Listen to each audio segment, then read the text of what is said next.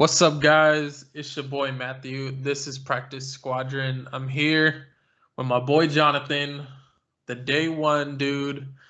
Started this channel back in is it 2016? Has it been that long? 17? I cannot tell you.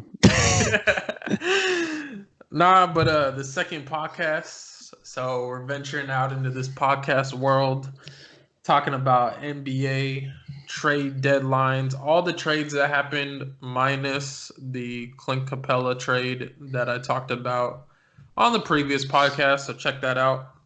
We're going to talk about winners, losers, our thoughts. My man Jonathan over here is going to vent about his Spurs problems, as most fans of the Spurs are doing today on Twitter. So I guess to start, the first trade after the Robert Covington Clint Capella trade, it was Kings. They get Jabari Parker and Alex Len, and they traded away Dwayne Dedmon and then 2 second-round picks to the Hawks. So the Hawks get Dwayne Dedmon, 2 second-round picks, and the Kings get Jabari Parker, Alex Len. What are your thoughts on this? Why didn't the Spurs do this? No. I think it's all right for the Kings. I mean, the Kings are in no spot to really do anything. But Jabari Parker, and I mean, you know me, I like Alex Len.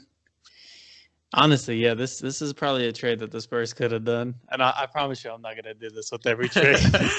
Even though I did look at this list, and like most of these trades, the Spurs could have done and greatly improved their team. Like 2 second-round picks and Dwayne Dedmon. Like if you just and Dwayne Dedmon is, I mean, it's a centerpiece, but the Hawks don't really need him. They're just holding that cash. That's what's crazy, because the Hawks, they got Clint Capella. They got John Collins, and now they had Dwayne Dedmon, which is solid. It really is solid for being one of the worst teams in the league, you know. And yeah, are they the worst team in the league? No, the Warriors are the worst team in the league, but they're down there. They're like because I was gonna say, yo, they're gonna make a push. No, they got this talent.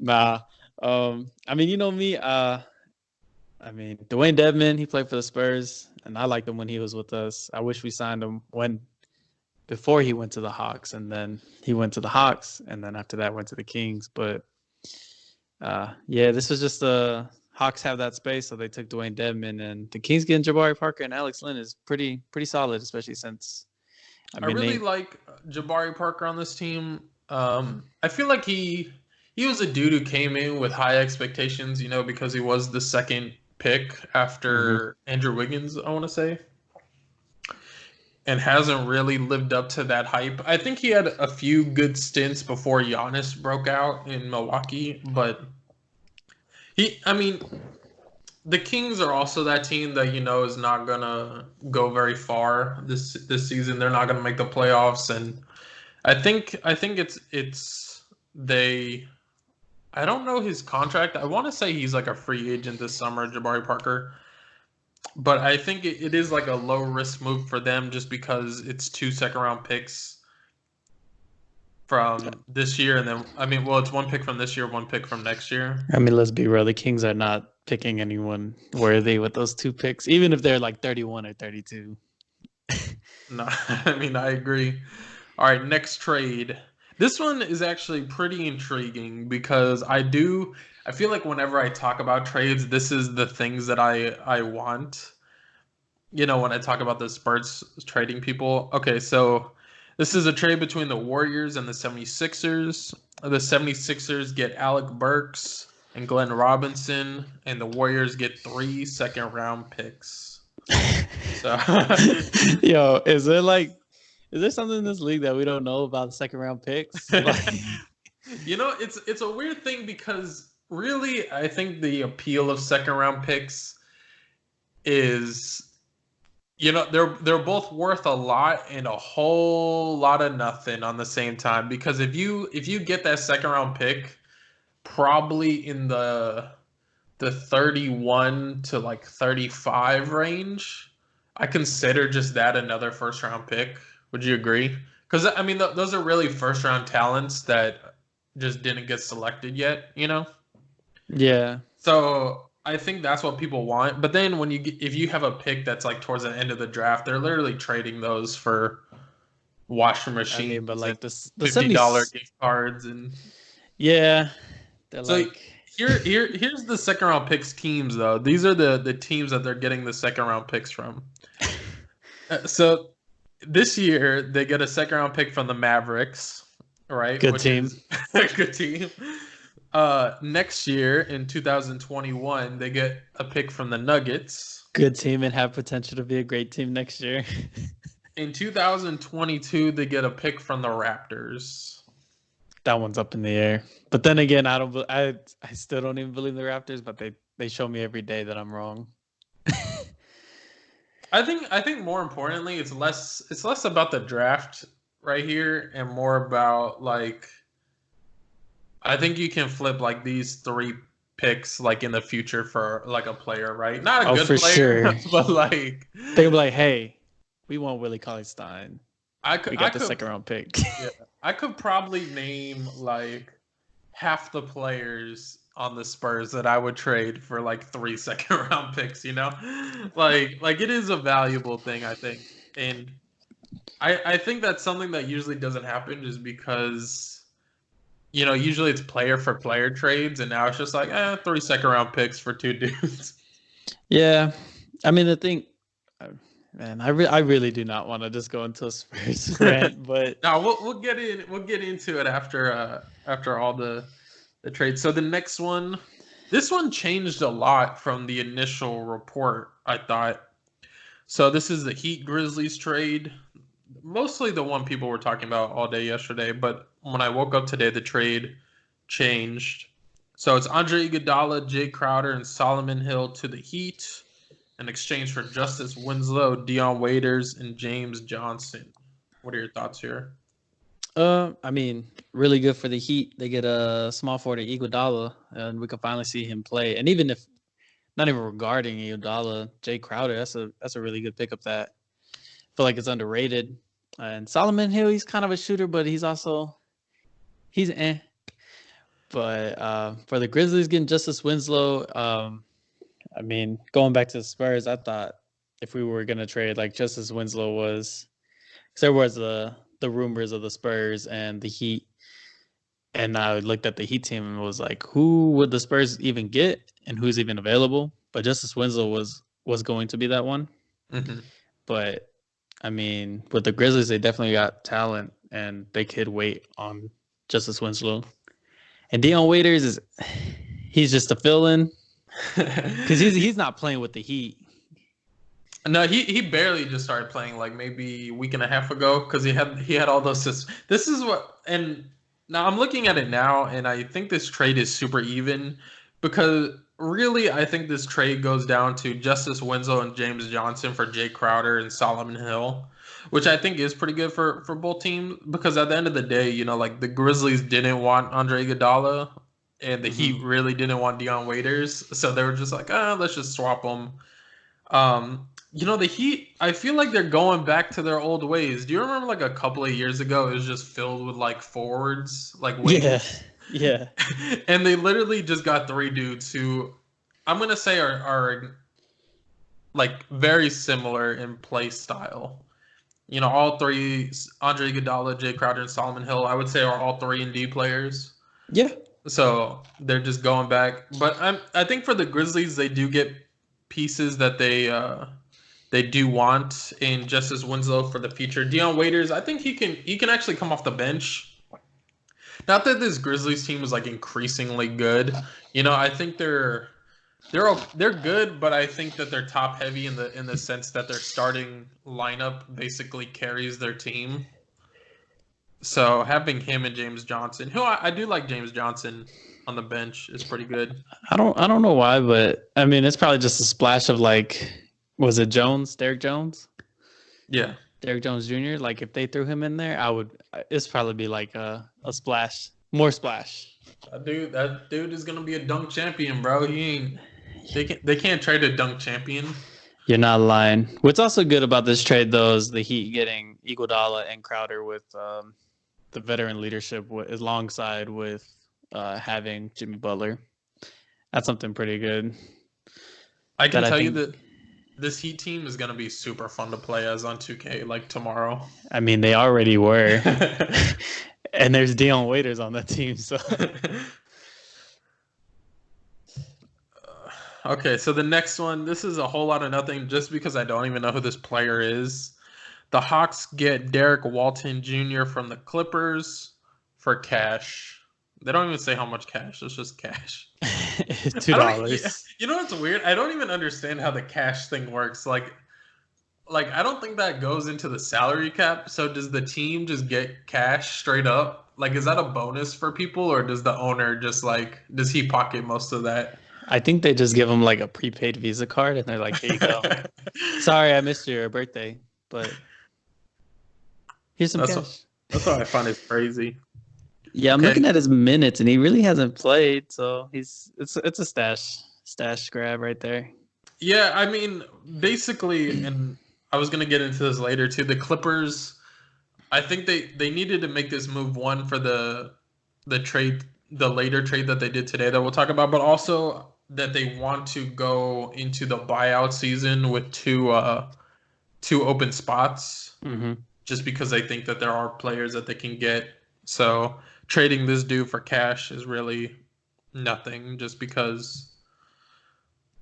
That being said, if I'm on the buyout market, you think I can ask for that cash? Be like, hey, can I have that $5,000 that you got in that trade? Yo, like, I'm moving. I need this money. I really do. Okay, so one of the bigger trades, and other than the Clint Capella trade, I would say that this was the biggest trade. So the Timberwolves and Warriors trade.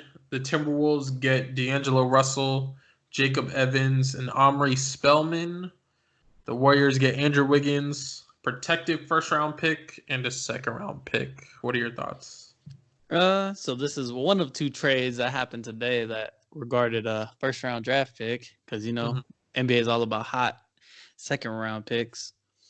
But D'Lo to the Timberwolves is pretty good, but I don't know if they really think they're gonna do anything, because they've been absolute terrible.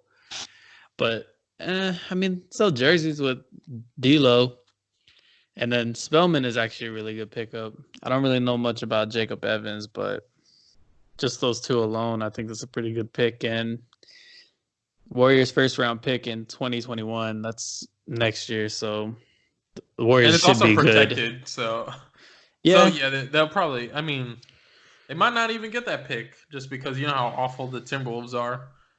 And I'm pretty sure that. Oh, wait. Oh, I read that wrong.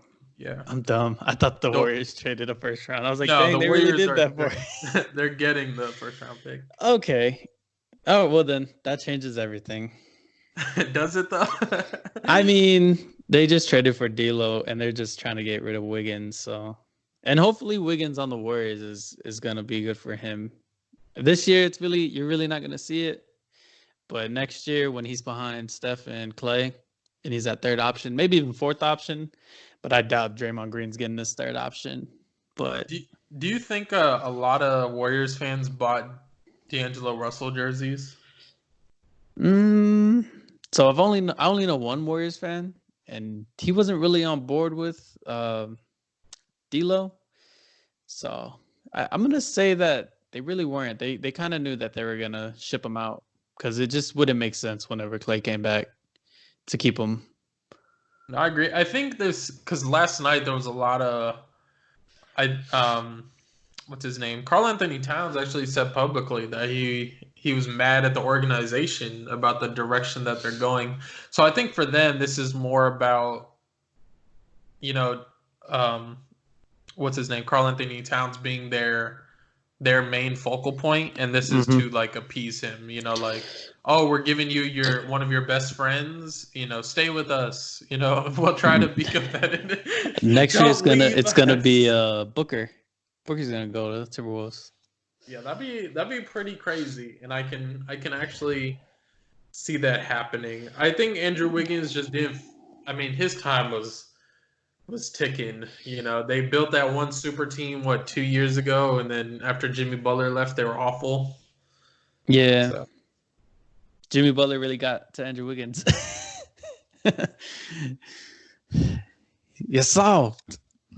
I mean, I don't think the Timberwolves are going to be competitive. I do want to see Draymond Green just because I think the one knock on Andrew Wiggins is his heart, his drive, his work ethic. Mm-hmm. I think a lot of the stuff behind him is that he has this talent, this natural born talent, but he doesn't try to get better. I think that's one thing that I think Jimmy Butler got on him a lot for, and that's why they didn't mesh. So I am curious if Draymond Green is gonna start yelling at him. Well, the good thing is I mean, like I said, with Steph and Clay, like they could create their own shots. Where even having he was the third option in Minnesota with Jimmy Butler and Cat, but I wouldn't necessarily say. I mean, easily Jimmy Butler and Cat are not shot creators like Clay and Steph. So offensively, it's going to be relatively easy for Andrew Wiggins to get it going. I think there's not that much pressure. Defensively too, I think. I mean, I don't really consider Draymond Green that great of a defensive player. I don't think he should have got Defensive Player of the Year. But, it does open things up, I think, defensively because you do have him, Andrew Wiggins, who I think in the right situations can be a good defensive player. And then, Klay Thompson is one of the best defenders in the league. So, that is pretty interesting. It's a whole lot of nothing for me right now. I think you do have to wait until next year. I think this team can actually bounce back and be pretty good. And then I don't know what they're going to do with these 2 picks that they got. But honestly, I think a pretty good return. You get D'Angelo Russell for pretty much nothing in the offseason, and you trade him for Andrew Wiggins, a first-round pick, and a second-round pick. I mean, you could look at this as what they got from KD. Because they did the sign and trade for Hilo. So not a bad, I guess. Okay, Andrew Wiggins in a first? Andrew Wiggins. So a whole lot of nothing here as well. Grizzlies add Jordan Bell from the Rockets. So basically they're just swapping second-round picks here. The Grizzlies are going to get Jordan Bell and a second-round pick in 2023.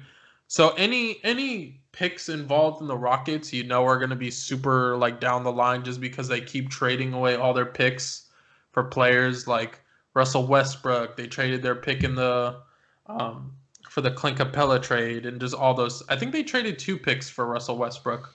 I want to say that. They might have, which OKC is looking very nice right now. And then, so the Rockets get Bruno Caboclo. Their starting center. Oh, Caboclo. He's so awful in 2K. I'll just say that. But the announcers, they always say his name with so much fire. Like if he gets a dunk, Caboclo! Okay, so this is the most surprisingly trade of the day, I think, for me. And I think you would agree. Yep. Andre Drummond to the Cavs for Brandon Knight, John Henson, and a second-round pick. So it's a 2023 second-round pick. So down the line, it's either going to be whichever is better between the Warriors or the Cavs pick. So I guess the Pistons own both of them, and whichever one is better in that draft, then that's what the Cavaliers get. Oh no, it's going to the Pistons. Yeah. Oh yeah. My bad. Let me rephrase that. You did what I did earlier. Okay, so whichever is better, the Cavs or the Warriors pick in the 2023 draft in the second round, that is going to the Pistons. So here's the thing. All week, and actually for the past 2 months, trade rumors are okay, Andre Drummond, if they're going to trade him, they want a starting center and they want a role player, right? A good wing. I think that's what they wanted. Mm-hmm. Then you look at this trade and they get 2 injured players and a second-round pick. Brandon Knight has not even barely played this year, and I don't even consider Brandon Knight a good player in this league. And then you get John Henson, who I have literally heard nothing from since he left the Bucks like 2 years ago. Yeah. So what do you think that the Pistons are trying to do here? They're trying to tank. I don't know. I'm actually surprised that. Well, I mean, I know they're trying to trade Drummond, but if you're gonna trade Drummond for this, like, I feel like you could try to trade Blake for that. Like, at least with that, it looks better because Blake has a big contract. No, I agree. But it's just one of those trades that you're like, there really wasn't another team that you could have traded for. Can you imagine Blake Griffin and Kevin Love on the same team? That would have been pretty nice. But then again, Blake wouldn't have played. But it's a weird thing because I think about it and I look at it and I'm like, I would have just rather had the first round pick. First round pick for Andre Drummond and forget these other two players. These are one of these trades that you're like, yo, this definitely would have gone through on 2K. It's just crazy. Like, even like having Aldridge for a year. This is one of those Spurs picks or trades that I'm like, and they couldn't jump on it. But I mean, we don't really know the whole story, so. No, I agree. I think every year or like every summer when trades go around, there's always trades like this. Like, you think this dude's value is so high, and really it's nothing. And I think what hurt Andre Drummond's trade value might be the buyout market coming soon, because I do think that there are players that will get bought out that teams might want instead of giving like a first round pick for. Mm-hmm. But even like the Spurs, like I look at this and I'm like, okay, and these are players I would consider better than Brandon Knight and John Henson. Let me trade Marco Bellinelli, Bryn Forbes, and I would even give a first round pick for Andre Drummond. You know, that's something I would rather have. I mean, not even with a first round pick, we could give 2 second round picks. We'll give them another second round pick. You could throw in Bryn Forbes or Marco Bellinelli and even Domari Carroll. Or even Rudy Gay. Ooh. And then a second round pick. Like, that is easily way better than Brandon Knight and John Henson. Intriguing. So I guess going earlier, so I guess to recap a little bit, when the Heat traded the Grizzlies got James Johnson, and they immediately flipped him to the Timberwolves for Gorgie Dang. I think it's pronounced Zhang. It's Dieng, so however you all want to pronounce it in your minds, or not that Gorgie is a great player anyway. I think he's an okay center. I mean, he's gonna be the backup, no? On the Grizzlies? For the Grizzlies behind Valanciunas? Yeah, I think Zhang was starting. At least last year he was. For the Timberwolves? Yeah. I actually have like his rookie card, but like a really nice one. Not that I care about him, but just bragging a little bit. It's numbered to 25. It's a three-color patch. It has the W for Timberwolves. Not that it's worth anything now because he's on the Grizzlies. Look at my eBay account. But I don't know. This is a trade that I don't think does much. I think if the Grizzlies needed a center, then that's fine. But I think I do like James Johnson. So I guess for the Timberwolves, I like it more on their side.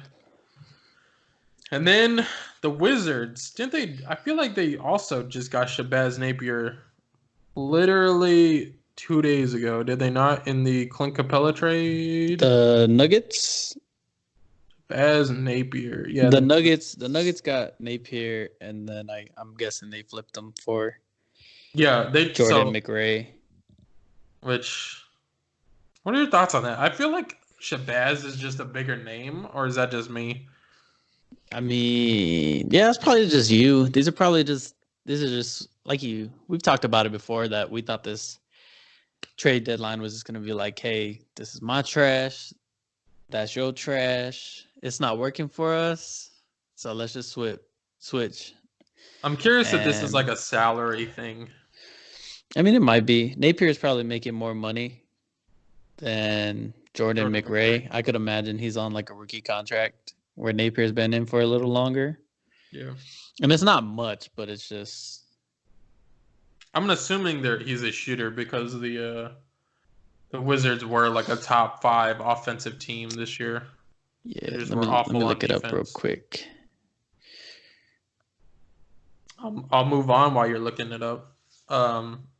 So the Magic acquire James Ennis for a second-round pick. So they trade a second-round pick to the 76ers. And, James Ennis is a good player. Why are they doing this? He is a dude that I would say that they need. He's a forward. He's a 3-and-D player.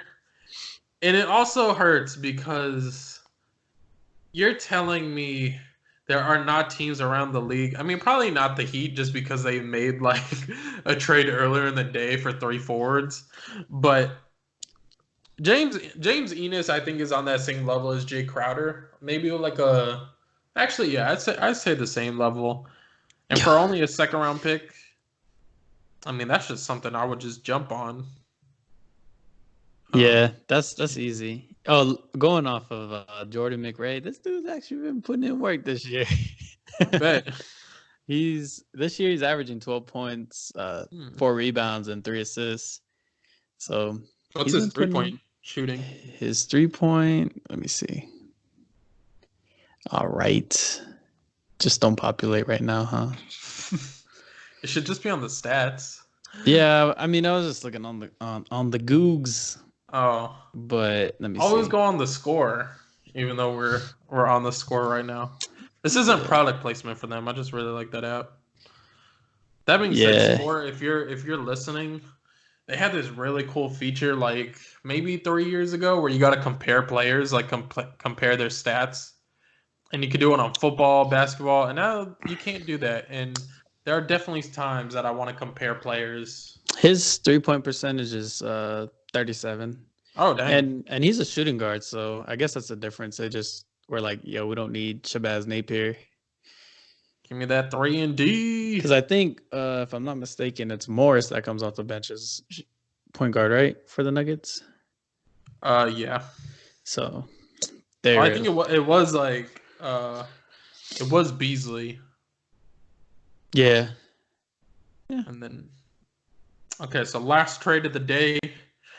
And then there are some rumors going on after this. So basically, it was a battle between the Lakers and the Clippers to get the main man, Marcus Morris, who also hurt the Spurs just like Kawhi did. Worse than Kawhi. So the Clippers, they get Marcus Morris, Isaiah Thomas. The Knicks are going to get Mo Harkless, a first-round pick. And then the Wizards are gonna get Jerome Robinson. Let's just clap it up for the Knicks. Finally doing something good. Finally in this season. Yeah, get him Mo Harkless and a first round pick is. I mean, I feel like that's what they're aiming for. Mm-hmm. And even in the summer, they could even flip this first round pick for either to move up in the draft or get that superstar that they need. Get that superstar that doesn't want to be in Phoenix anymore, or something like that, or San Antonio. There's a chance. It's weird because I feel like the holes in their team. I don't know if Mo Harkless actually fills any hole in this team. I mean, they basically got the same thing in the offseason. They got a worse. They got to knock off Marcus Morris. That is true. I mean, during the offseason, they didn't get who they wanted with KD and Kyrie. So they were like, I'm taking all these forwards, and they're staying on my team. And I can't say they made it work because they have not. But, they got a first-round pick out of Marcus Morris. Not bad. There are rumors, and like I said earlier, Isaiah Thomas in this trade will be waived or cut or however you want to call it. The terminology is very similar because they want to have two spots in for the buyout market. One thing that I was thinking, and it is crazy because there were rumors about this, that because Marcus Morris was so valuable this draft, or this trade deadline, that the price of Markieff Morris increased. So I'm a little this is what I would have liked to see. I would have liked to see Marcus Morris go to the Clippers and then immediately after the Lakers trade for Markieff Morris. Well, is there a chance he could get bought out? Markieff, slim, especially now. But I'm also like, yeah, if you're trading Drummond for nothing, just trade Markieff. I'm just gonna say they got a first round pick for Marcus Morris, and Drummond didn't get a first round pick. That's wild, absolute wild. It is wild. I think a part of it is Drummond's huge cap hit next year because it's a player option, and I think the center position, or especially his role, has not dwindled, but I say it's not worth what it was when he signed his contract. For sure. It's believed that he's going to sign into, I believe it's $27 or $28 million, which is a ton of money for a center who cannot spread the floor. So that's the main reason maybe why his value is so low. But I mean, don't sleep on Jerome Robinson. This wouldn't be the first thing that Marcus Morris and the Wizards would capitalize on Marcus Morris. I agree. I don't know. Jerome Robinson really hasn't done much, but all right. So vent your Spurs vents. So I mean, this team is okay to me. I actually enjoy DeRozan. Me, enjoy that Lonnie Walker.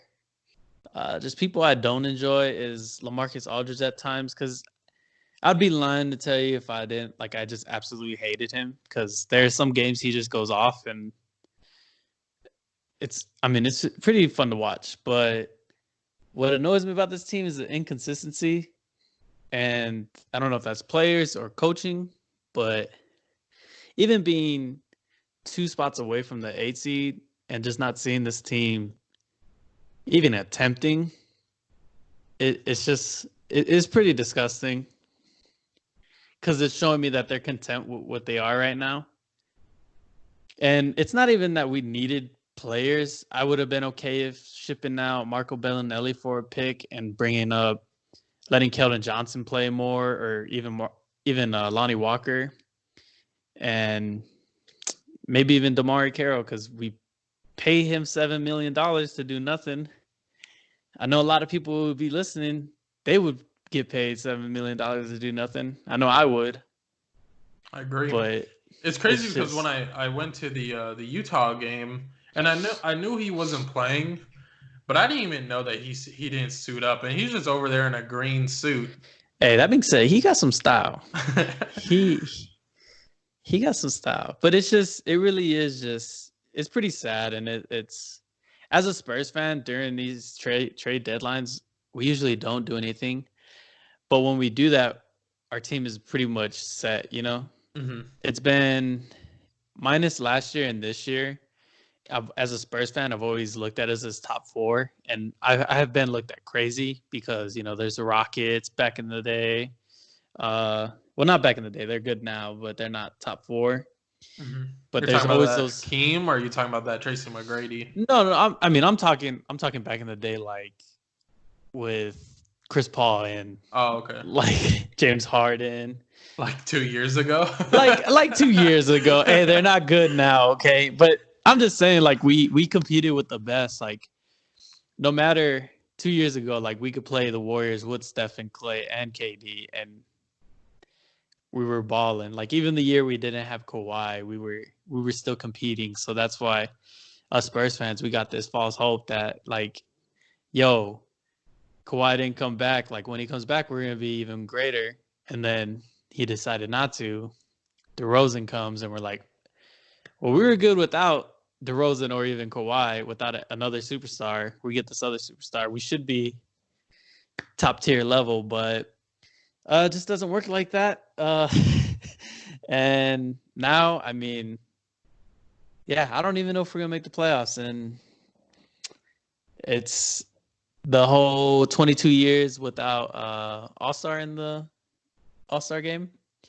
I think that's just foreshadowing for our season because the 22 playoff run. And even still, if they wanted a playoff run, you would think they would go get more talent. And obviously, it didn't take much. It just took a second-round pick. Yeah, it's a weird thing because I think about it because Drummond today, he went off on Instagram and Twitter about saying that there's no loyalty in this basketball world. But I'm also like, part of me is like, I feel that the Spurs are the last loyal team in the NBA, and that is hurting them this year. Yeah, They're loyal to DeRozan, they're loyal to Aldridge, they're giving them the minutes. They're loyal to all these bums that can't even, give me solid minutes. And the only people I feel like they are loyal to because they haven't traded them, but they don't trust them is these younger players that I do want to see. That's what hurts the most. Yeah, I mean, like I said, like I think it's just seeing something different on the court. Like obviously it is not working. Like there's times where we could go the first quarter scoring 40 points and then second quarter, we'll just score 20, and then the third quarter comes and we're just 11 points, and then those are usually the games that we lose, and I mean it shows. It's a weird thing because they're just not clutch down the stretch, and like when they have their leads, it's just a trend this season that they just keep blowing them. And then they either lose or they have to go to overtime, and they either lose or win there. Yeah, I mean, I know we're top 2 on winning, or not even winning, but the close games. I think the Kings are number 1. But, I mean, it really is ridiculous because we could have a 20-point lead in the third quarter, and I'm getting excited because I'm watching. I'm like, ooh, we're going to see these young guys play because we're going to keep it up. But no, it's just the complacency, and I don't know. There's just no drive, I guess. And I think at times when you see they have the lead, they kind of hurry up shots when they shouldn't. They should be wasting more clock. Mm-hmm. And as watching the Spurs, you get that Sean Elliott, and he's always talking. He's like, they should really hold the ball more. That's not how it sounds. It's a weird thing because I feel like Pop doesn't put in the right lineups down the stretch. Like, I really do not want to see Brent Forbes in the last, 6 minutes of the game. I think the clutchest lineup has to be DeJounte, Derek White, Lonnie Walker, and even you could take out Derek, or you could even take out DeJounte and put Patty Mills in there. Mm-hmm. And then DeRozan and Aldridge. But I agree. Because I don't know. Here's the thing, so they lost to the Clippers on Monday by 3 points, right? They had the lead in that game. Yep. They lost to the Bulls by 1 point. Yep. They lost to the Raptors by 4 points. They lost to the Suns by 4 points. They lost to the Hawks by 1 point. They lost to the Heat by 6. Those are all their recent games. I didn't even scroll down that far. That's literally all their most recent losses. Yeah. So, and it blows my mind because when I look at the standings, I think I just listed at least 5 games that they lost down the stretch. Right now they're in the 10th spot and they're only 3.5 games behind the Grizzlies. I mean, even still, not to scores or no scores. Like when you play these easy teams, you really should win. Like if you play Phoenix and you play Chicago, you should win those games. I think that is the biggest knock, and I have heard this before, is that the Spurs play down to their opponents. Yep. And I mean, right now we're on the rodeo road trip, and we just played Clippers, Lakers back to back, and that's chalked up 2 L's. Most people in the NBA would tell you though that's what was going to happen. But we play Portland, Sacramento, Denver, OKC, and I cannot tell you I'm confident in one of those games. And I should tell you for the Sacramento game I should be confident, but it's just I think this is one of the hardest rodeo road trips in their history. I mean, as long as they do better than last year. Last year they only won one game, so you're like, if we can just beat the Kings and the Jazz, we'll be okay. Yeah. I mean, because the Jazz are on a losing streak. I think they've lost the last 5 games. We play the Jazz after All-Star break, and I'm pretty sure by then they would get their stuff together. I think a highlight though is I think we play the Rockets. See, we play them twice, and I'm actually with them not having a center is actually making me. I think we're gonna win those games. Do you believe in this small ball tactic by them? By the Spurs? No, by the Rockets. I do not. I mean, but then again, I do have some pop tendencies, and I'm like, that's not basketball, and I get super stubborn. But I mean, we see what that does with Pop. I feel like you say that, but Pop is also out here rolling out 4 guards. You know, yeah, he's just slowly gonna trickle down. Like he's like a year behind, and he's like, yo, I don't like the way this is doing this. And the next year, like right now, he's like he doesn't like threes, but then next year we're gonna just have everyone shooting threes. We're never shooting no twos. But this is what I heard the meaning behind this trade is for the Rockets. I heard that they researched it, and there are analytics that show that with or without Capella, the centers that they play against, so the all-star centers like Anthony Davis, Jokic, Karl Anthony Towns. Are there any other big centers that I'm missing? Rudy Gobert? Yeah, Rudy Gobert. With or without him, they score right around the same points. I mean, it's not like the team that they're defending. Yeah, so when the Rockets play those top tier teams with or without Capella, those players get this around the same amount of points. So him being there, they're going to basically allow those players to get the points that they already know that they're going to get, but fortify in the shooting department. I don't necessarily think that's true because I would imagine like just during a regular game and you have a mismatch, you know? Mm-hmm. Like, let's just say they're not in, like Capella's not in the game, and it's just for the small sample size they probably have is like probably not enough because if you're playing the Rockets, you're like, yo, focal point is Anthony Davis. I agree, but I think they also do trust in PJ Tucker's defensive ability against him. When I think of PJ Tucker, he's very similar to Tice, who is like a productive center in this league. You know, on the smaller side, but he can rebound, he can shoot, he can do pretty much everything they really need. And I think, you know, when matched up against those top tier centers like Jokic and Anthony Davis, I think they can easily like double team, you know. Yeah, I mean, at that rate though, I would rather have Tice than to be without to just have like. Well, yeah, Tice is younger and no, but I'm just saying like it's just like I ain't gonna lie. I would, as a Spurs fan, and I told you I wasn't confident of us winning any of these rodeo road trip games, but I could see us going to Houston and Jakob Poeltl whooping on the Rockets. Oh, don't say that. Don't say. And then that's the day the NBA is like, yo, or the Rockets are like, yo, do we got anybody in the G League that's a center? Well, because that's initially what I thought they were gonna do is just call up someone from the G League. I mean, they still might. I think one of the things that they're waiting for is Tristan Thompson to get bought out. I think there's a big thought process around the league that he's gonna get bought out and go to Houston. Yeah. Yo, so since the Spurs didn't do anything, can we just start like a trend on Twitter and we're just all Mirotic to the Spurs? Can we get that going?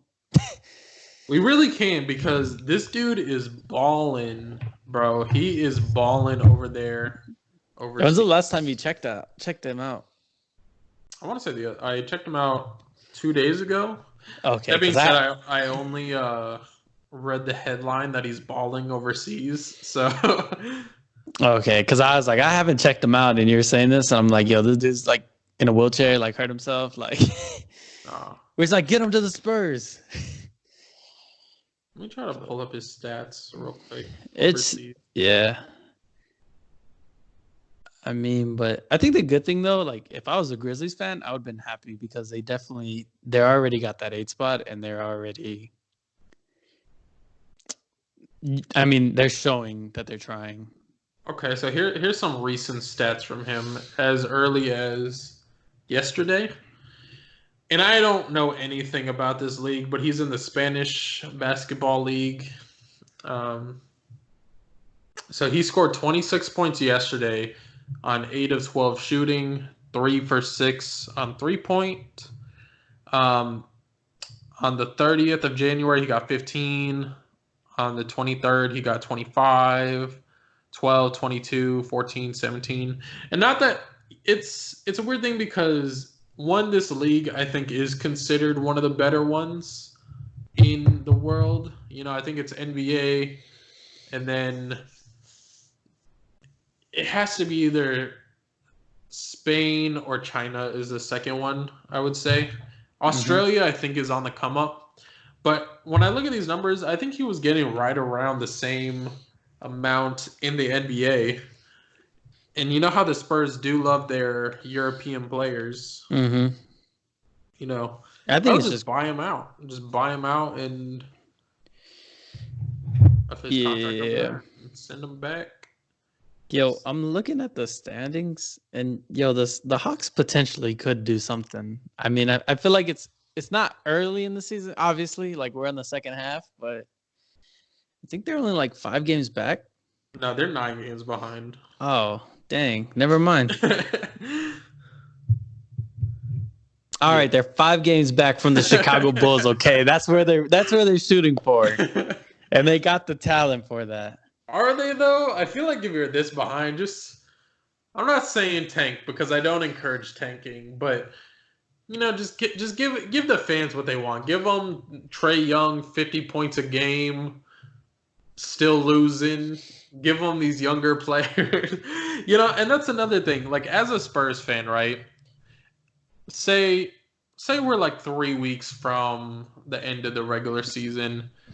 There's no way they can get a playoff spot. Do you think that they'll actually not tank, but just give us what we want? We want to see these young players, and we want to see them play. All right, you ready? Ready for some hurtful things right now? Ready. The Spurs organization hasn't listened to what we wanted.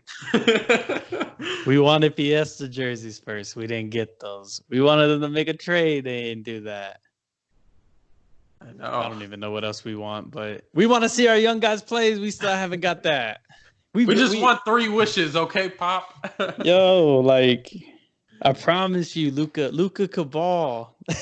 I watched this interview with him like a couple of months ago, like before Christmas. And this reporter was interviewing him, and he was like, "Well, what do you want me to do?" And I hope he one day asks me this question so I can just go off on him. This is what I want, okay, Pop? It's just crazy, and I mean, you know me, I love this organization. What we're doing right now is very questionable. I think what hurts the most is that it's not even. There's just no clear path for this team. Like it's not like I can buy in. It's not like the Hawks, where the Hawks, they're going to be awful, but you're going to see these young players develop. We're not watching that day and out. And it's also a thought process is, are we going to win a championship with DeRozan? Mm-hmm. I doubt it. DeRozan's chance to get a championship was lost when he got traded to the Spurs and the Raptors won. So, yeah, I mean, I don't necessarily think that's out of the window for him. I just don't think there's a championship with him on the Spurs. Unless if they would do something drastic, but we just all know that it's not going to happen. Do you think he's about to get paid, or do you think? I would imagine it's weird because I'm like, do you deserve more than what you got? But then again, he has been balling this year. I agree. So I mean, he might. Like I said, I think it's either going to happen is he's just going to get signed by the Spurs, or we're going to do a sign and trade to get Devin Booker. Hey, if that's what it takes, I'm with it. Yo, I'm going to buy all the Devin Booker jerseys, and then once he wants out of San Antonio, I'm like, yo, wait. I just bought this yesterday. Let me wear it at least 2 days without you being mad. What is that, American Express?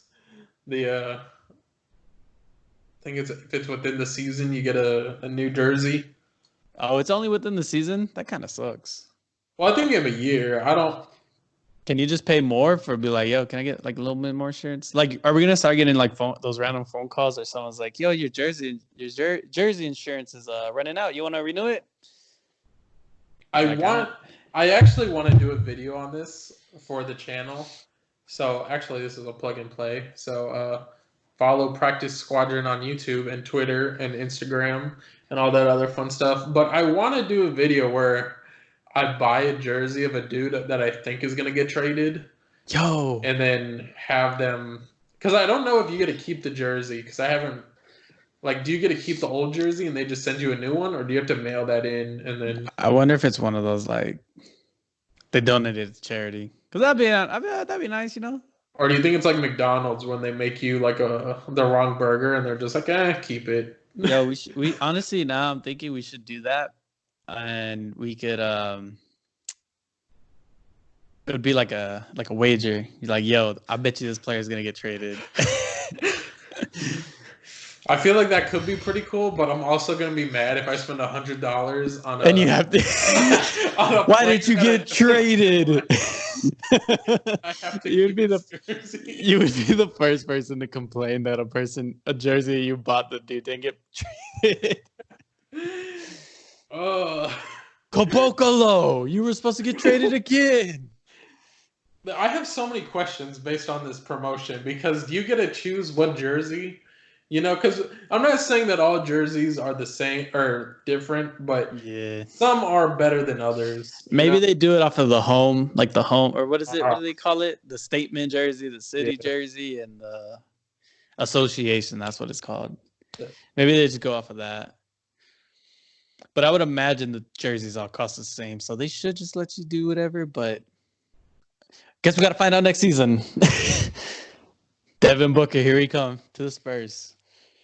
Every year the Spurs have these, instead of Fiesta jerseys, they get the camo one, right? And then the camos, they're always different, right? Like this year's was black, correct? It's actually been the same these past 2 years. They didn't change it. But yeah, they have been different. They had a white version, right? Last year? They had a white jersey. Last year they had a white one and the black one as well. Which I don't get why they didn't do the earned jerseys this year. Let me enjoy the Spurs making the playoffs, okay? Nike, I will say Nike really has dropped the ball in some aspects because I do miss Christmas jerseys. You know, you never had a Christmas jersey though, right? No, I've never, but I mean, I liked the cream ones when they were kind of cream. I did like those. I liked the black one. Oh yeah. The black one was nice.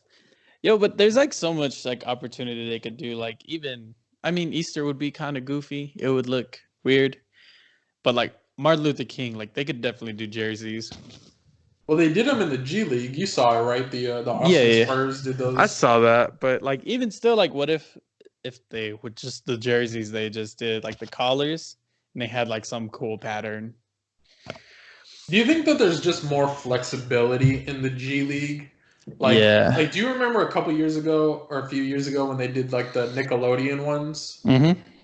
Like what? Like, are they just not allowed to do that in the NBA? Or I think it's just at a higher standard, and even to the G League, they're trying to get people to go to their games. Like the NBA is like, we're just the NBA. Like, you either come or you don't. And with the G League, they're just trying to get people. One thing I've been wanting to do for probably the last 2 years, and I just haven't done it yet, is actually follow a whole season of G League basketball. Mm-hmm.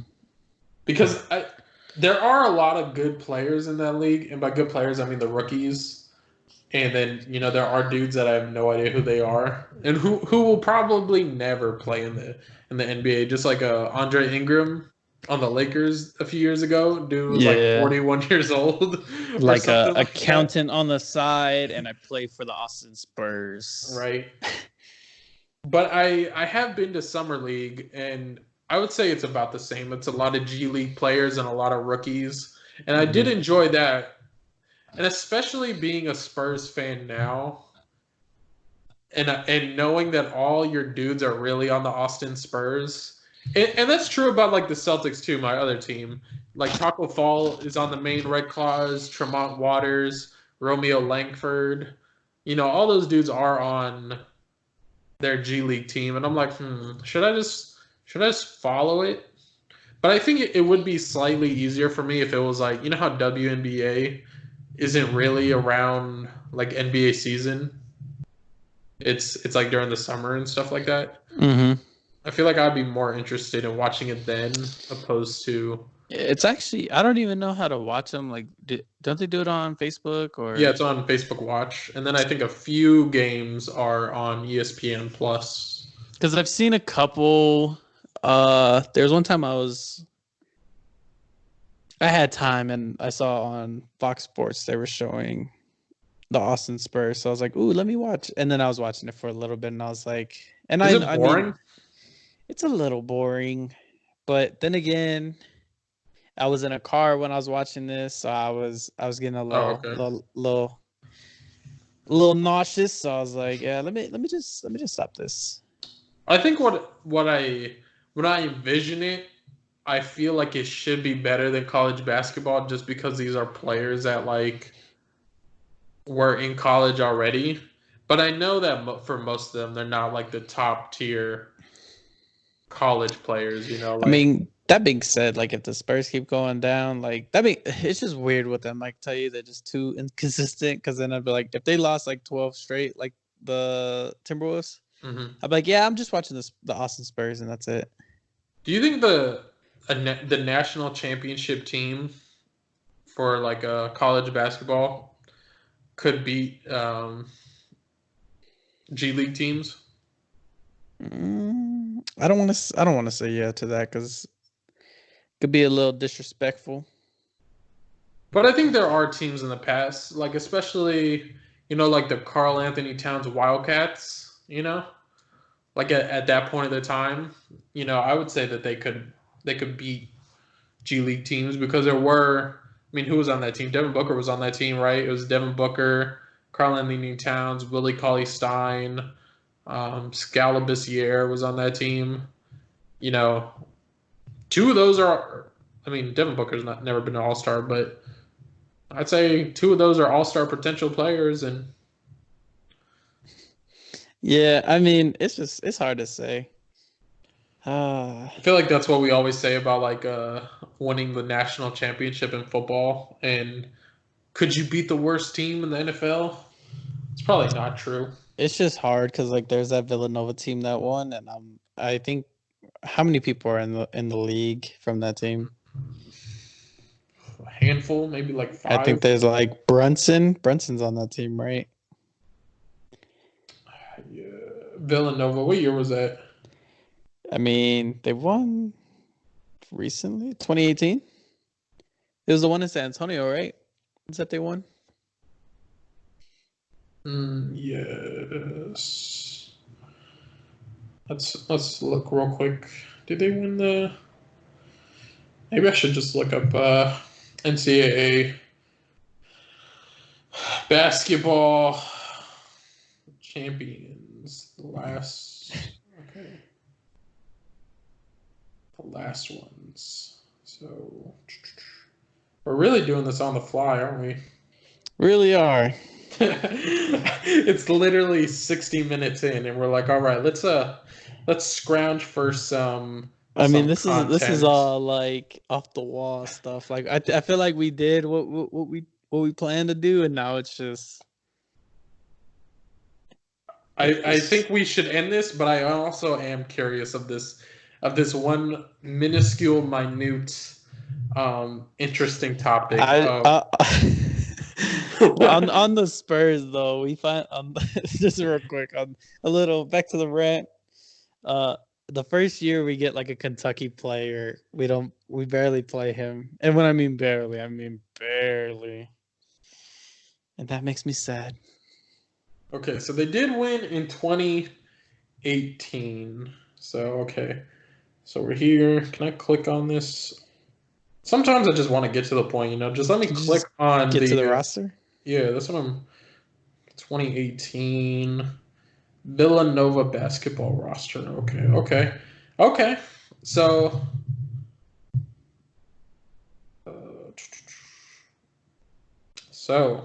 you got Jalen Brunson, who is still in the league. Mm-hmm. You got Pat Connaughton. Is he on that? Pat Connaughton. No, but you got Michael Bridges or Mikal. Malik or no, it's Mikal Bridges. Yeah. Dante DiVincenzo, Eric Pascal. Oh damn. Omri Spellman. Oh my gosh, he got ballers. And that's pretty much it. But that is 5 players. Those were their starting players. So yo, can they beat Cat? Nah, I don't think so. But can they beat the Kansas team with Joel Embiid? Oh, I really appreciate this. They show you how many people are actually in the NBA, and I didn't even. That's pretty cool. Anyways, well, guys, we're gonna end it here. We talked a whole lot of trades. Jonathan and I vented our problems about the Spurs. And I'm not done yet. We wasted about 10 minutes of your life trying to figure out which Villanova team won the championship and how many players are in the NBA today. We talked about the G League. Should we watch in the future? Maybe we'll start watching when the Spurs actually throw in the towel. Or maybe that's when we shouldn't start watching, because then all those G League players will actually get to play. I don't know. Yeah. As always, guys, follow us. Twitter. Yo, why can't I think of that dude's name but the dude with the ponytail on the Austin Spurs? Oh, Ledbetter? Yes. Is that his name? Yeah. Yo, can we get him on the actual Spurs just one time? He can just wave his ponytail around. I mean, and he didn't have a ponytail anymore, but that's how I remember him. The dude with the ponytail, Ledbetter. I think he was like 30 years old, though. Hey, but can we get him on the NBA roster just one time? That's probably his dream. I think he was the oldest dude in Summer League last year. But yeah, guys, follow us all. Hopefully you guys enjoy, and we'll be back at this. P.S. Please, Spurs, please don't let your fans down anymore.